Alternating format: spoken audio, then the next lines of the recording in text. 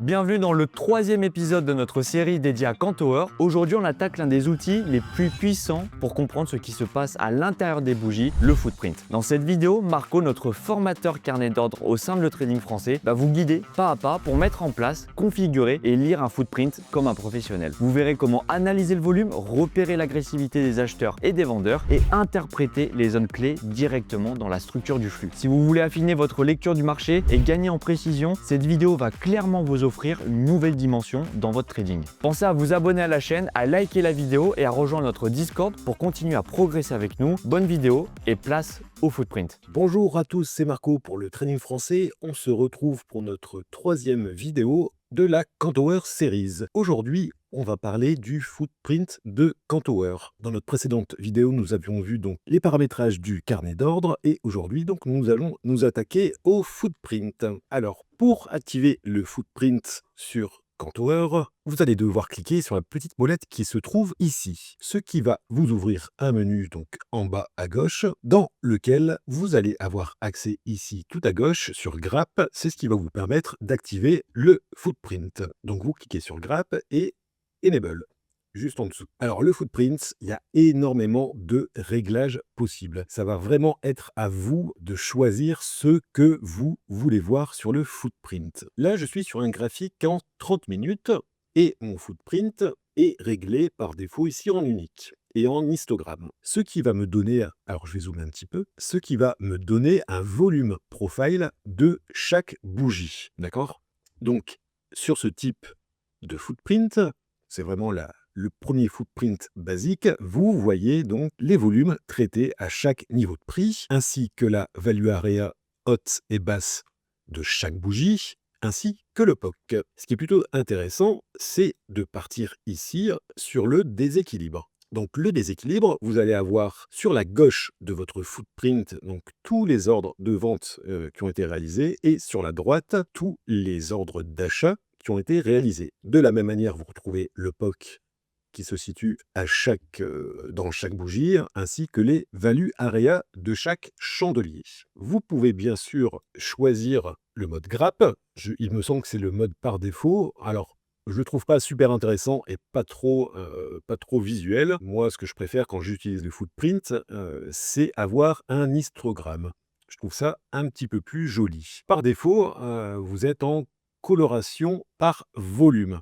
D'accord? Donc, plus le volume est gros, plus la couleur va ressortir. Vous pouvez bien évidemment l'afficher en delta. Donc les deltas, hein, c'est le rapport ordre d'achat réalisé versus ordre vendeur réalisé. Nous, pour notre exercice, on va rester sur les volumes. Vous avez la petite molette ici qui va vous permettre donc d'accéder, hein, si vous voulez, à tous ces menus. Ce qui est intéressant dans le footprint et ce que beaucoup de personnes recherchent, ce sont les imbalances. Alors, il n'y a pas de bon ou de mauvais réglages sur les imbalances. Ça va vraiment être à vous de voir, de définir ce que vous voulez voir. Pour régler vos imbalances, vous allez partir donc ici sur Grap. Donc vous vérifiez bien que la vue Grap est activée ici. Et vous allez devoir régler ici, si vous voulez, vos paramètres d'imbalance. Alors une imbalance, donc là, par défaut, moi j'ai coché un ratio de déséquilibre de 3, ce qui veut dire, donc le footprint se lit en diagonale, hein. De droite à gauche, on se lit en diagonale. Ce qui veut dire que chaque fois que j'aurai un rapport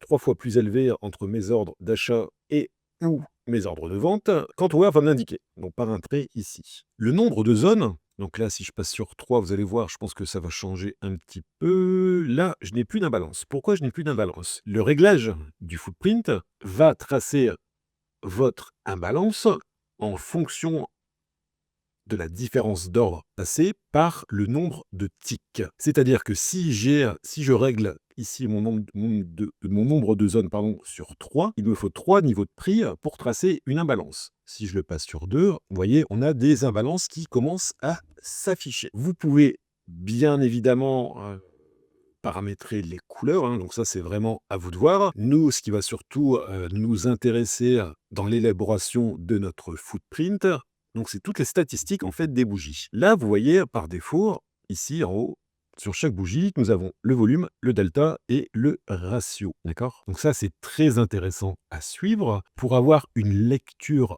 si vous voulez, un peu plus complète et plus facile, vous allez pouvoir partir dans les statistiques de temps. Hop, voilà.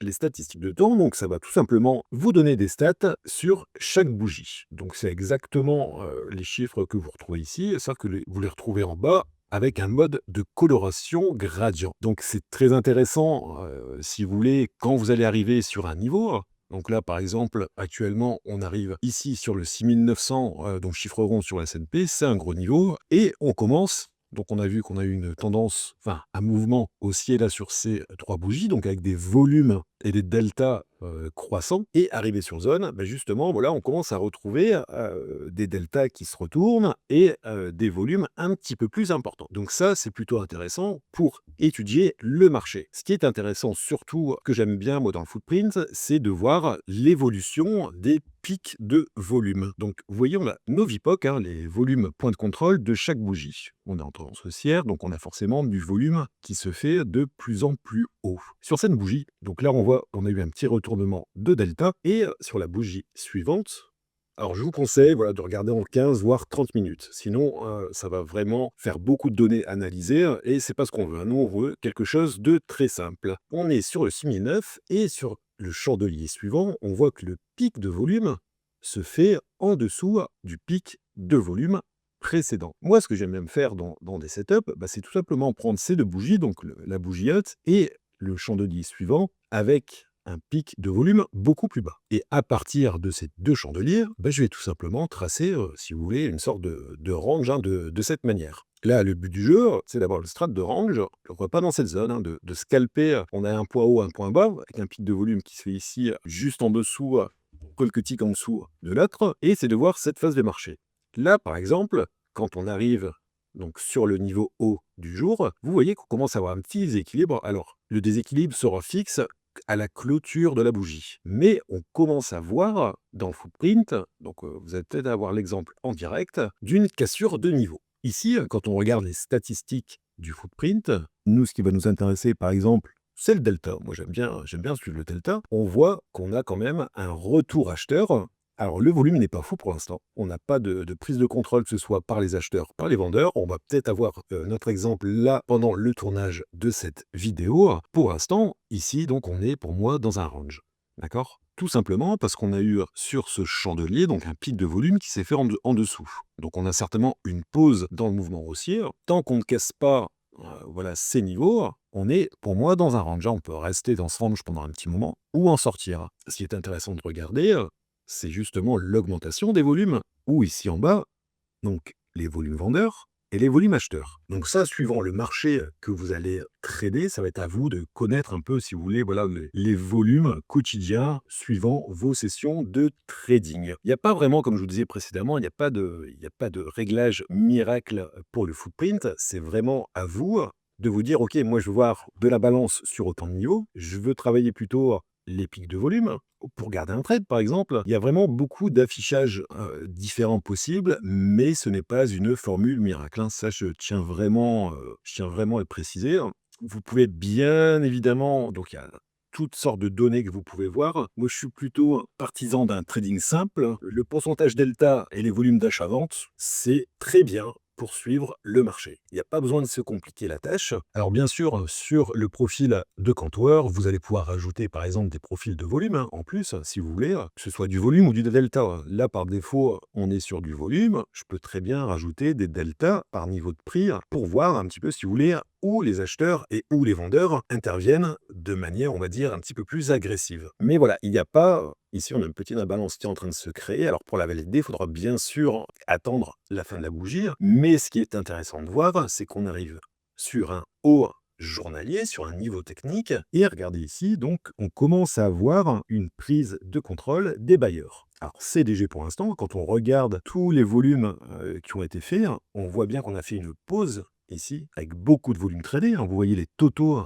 des volumes ici. Donc, on a eu beaucoup plus de volume, donc forcément, à partir de 8h, 8h30 du matin, et la session londonienne qui a ouvert. Et là, quand on arrive en haut de notre structure, on est en train les vendeurs sont en train pour l'instant d'essayer, en tout cas, de prendre la main. Alors, certaines personnes pourraient se dire, ok, au du jour 6009, je vais aller shorter le marché. Nous, ce qu'on ce qu'on voit directement avec le footprint, c'est si justement on retrouve un peu d'imbalance et justement une prise de contrôle acheteuse ou vendeuse. Ce n'est pas quelque chose que j'utilise tous les jours, le footprint. Je suis plutôt resté sur le carnet des niveaux de statistiques. Mais quand vous allez arriver sur une zone, c'est toujours sympa de voir justement ce qui va se passer. Et ce qui est toujours intéressant de voir, là, si on reprend par exemple la journée d'hier, hop, et on va regarder justement les pics de volume sur les mouvements. Par exemple, ici, alors, si on reprend le début du move, qu'on va prendre par exemple ici à 8 heures, la pic de volume, ça se travaille au même endroit, et là on voit que sur ce niveau, on fait un petit peu des pics de volume sur le même endroit. Mais il n'y a rien de clair.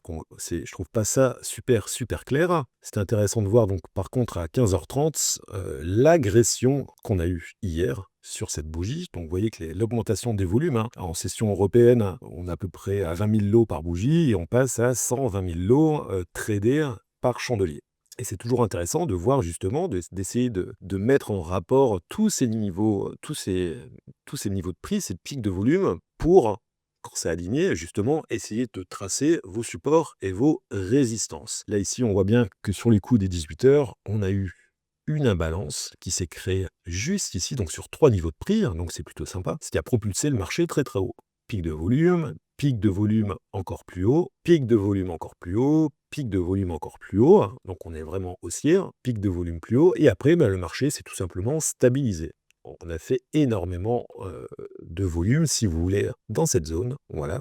Hop, on va essayer d'encadrer tous nos pics de volume, ici, là pour le haut, ici pour le bas, ce qui fait un petit peu, si vous voulez, pour le lendemain, ici, office de support. Vous voyez que si on prolonge ce qui s'est passé, cette zone, pour l'instant, cette zone nous sert de support. Et là, ce qu'on constate, donc n'hésitez pas à bien agrandir votre graphique, on est sur du bougie M30, donc là il reste encore 20 minutes. Ce qu'on constate ici, c'est qu'on fait du volume acheteur. D'accord? On a un pic de volume. Et là, voilà, regardez, on a encore une imbalance ici. Donc, les acheteurs essayent vraiment d'aller breaker le haut du jour. Donc là, vous avez l'exemple en direct d'un break de niveau haussier. Donc là, le Nasdaq est sur les 25 800, il est en train de breaker. Et pareil, le S&P essaye d'aller casser donc ce haut du jour. On a une petite imbalance. Donc c'est toujours sympa de se dire, ok, là, j'ai de l'agression acheteuse. Si jamais j'ai envie de prendre le break et que le prix revient sur ce niveau, est-ce que nos acheteurs auront toujours la même force et l'envie de casser pour aller plus haut? Et plus on monte, plus on voit que du côté vendeur, c'est un petit peu la résilience. Là, on n'a plus de vendeurs. Vous voyez un zéro ici, par exemple. On n'a pas de vendeurs là-haut. Est-ce que les acheteurs vont mettre un gros coup maintenant? Et ce qui est vraiment intéressant de voir, donc c'est ce qui se passe, ce sont les deltas. Vous voyez qu'ici, on a un delta qui continue de monter. Donc ça, on le retrouve ici en bas, c'est pareil. On a un delta très fort. On avait un delta également très fort dans la bougie précédente, avec de très gros volumes. Donc on voit qu'on a un intérêt à échanger dans cette zone. Et sur notre chandelier suivant, dans le footprint, voilà, regardez, c'est en train de breaker. Donc là, sans l'eau passée, on est en train de casser le niveau. On a une augmentation du delta, donc ça veut dire on a un delta très positif, et vous voyez, on refait encore une imbalance. Donc là, pour ceux qui voudraient par exemple shorter les 6009, il n'y a rien qui nous dit de shorter. On voit justement que les acheteurs prennent la main imbalance sur imbalance, donc sur un haut de niveau. Moi, ça me donne pas envie de shorter. Alors, achetez-le à ce niveau, on est quand même très haut. Ce serait sympathique plutôt d'attendre, pourquoi pas un retour VWAP ou un retest de ces imbalances pour reprendre le marché. Mais en tout cas, shorter à ce niveau, quand on regarde ce qui se passe réellement dans le chandelier, on constate que voilà, les acheteurs sont en train de prendre la main. Donc, concernant le footprint, il n'y a pas vraiment, comme je vous le disais précédemment, de réglage magique, comme n'importe quel graphique. Il n'y a pas... Le réglage parfait n'existe pas. Ça va vraiment être à vous de voir et de régler, de trifouiller dans les menus pour avoir quelque chose d'agréable et lisible. Donc là, vous voyez qu'en termes de réglage, on n'a pas fait grand-chose. Juste activer la grappe. On s'est mis sur un type ici de déséquilibre en histogramme, coloration par volume. Et on a juste donc réglé les ratios de déséquilibre, donc c'est les imbalances, de manière à ce que si sur 2 zones, donc sur 2 ticks, j'ai de l'imbalance, elle se trace automatiquement. Donc vous pouvez même régler les volumes minimums que vous voulez voir, donc ça va vraiment dépendre de votre actif et du moment de la journée dans lequel vous allez trader. C'est pas le meilleur footprint sur Quantower, voilà. On est très limité, mais ça fait partie des solutions proposées par la plateforme. Donc n'hésitez pas à passer sur le Discord pour en discuter, travailler avec nous sur les templates et en espérant voilà, que cette vidéo vous aura plu. Vidéo très simple sur le footprint, ça ne sert à rien de faire compliqué. J'espère quand même que cela vous aura plu et on se retrouve très vite pour une prochaine vidéo de nos Kantower série. C'était Marco pour le Trading Français.